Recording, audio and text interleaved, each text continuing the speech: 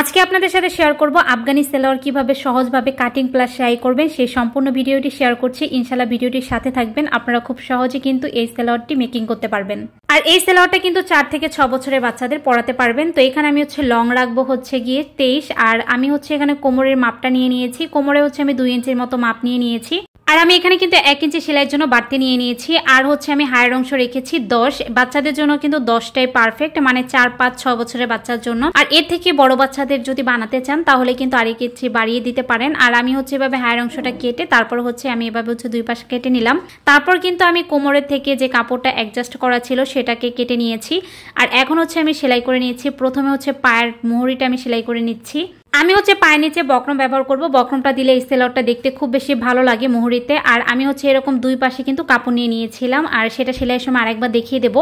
পায়ের নিচে কুচি থাকে বলেই কিন্তু এই সালোয়ারের নাম আফগানি দেওয়া হয়েছে। আর আমি পায়ের নিচে কুচি দেওয়ার পর তারপর কিন্তু বক্রমের এখানে আমি যে সেলাই করে নিয়েছিলাম কাপড় দিয়ে আবারও কিন্তু অ্যাডজাস্ট করে আরেকটা কাপড় আমি সিলিয়ে নিয়েছি। আর একটু সামান্য কাপড় রেখে দিয়েছি এটা সেলাইয়ের জন্য, দেখি হয়তো বুঝতে পারছেন। তারপর কিন্তু আমি কুচির নিচে কাপড়টাকে বসিয়ে তারপর সেলাই করে নিলাম। তো সেলানো হয়ে গেলে এটাকে উল্টিয়ে দিলে কিন্তু বক্রমটা উপরে উঠে যাবে আর কুচিটা কিন্তু ভেতরে চলে যাবে। দেখি বুঝতে পারছেন, এটা কিন্তু খুবই ইজি আর এটা সেলাতে খুব বেশি ভালোও লাগে। আমি যেহেতু এক কালারের মধ্যে বানিয়েছি আর এটা আমি যে ড্রেসের সাথে ম্যাচিং করে বানাচ্ছি সেজন্য কিন্তু আমি লেস ব্যবহার করছি। আর এই সালোয়ারের নিচে এইভাবে লেস ব্যবহার করলে কিন্তু আরো সুন্দর লাগে। সামান্য একটু কাপড়ের উপরেই কিন্তু আমি লেসটা বসিয়েছি যাতে করে কাপড়টা পাইপিনের মতো দেখা যায়। দেখি বুঝতে পারছেন কতটা সুন্দর লাগছে। সেম ভাবে কিন্তু আমি আরেক পাইপটাও সিলিয়ে নিয়েছি। আর এখন হায়ের 2টা কাপড় আমি একসাথে জোড়া করে তারপরে কিন্তু এভাবে ডাবল সিলি দিয়ে নিলাম।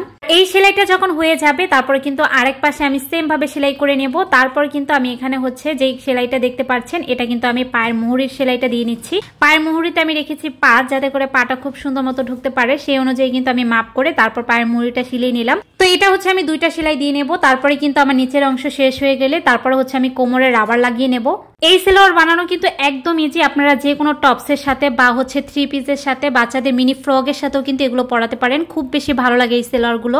যারা নতুন আছেন একদমই সেলাই কাজ জানেন না তারাও কিন্তু এই ভিডিওটা দেখার মাধ্যমে কিন্তু আপনারা বাচ্চার জন্য খুব সুন্দরভাবে এই সালোয়ারটা মেকিং করে নিতে পারবেন। আর এখন রাবার লাগানোর জন্য আমি উপরে কাপড়টাকে একটু বোটে তারপর সিলিয়ে নিচ্ছি।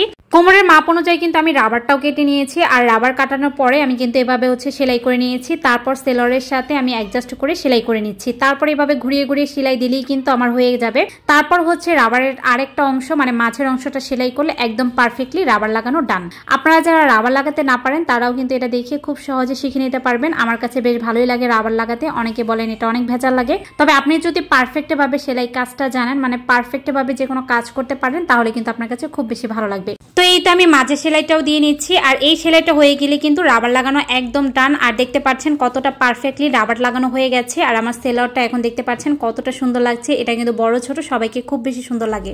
আশা করি আজকের ভিডিওটি আপনাদের ভালো লেগেছে। ধন্যবাদ।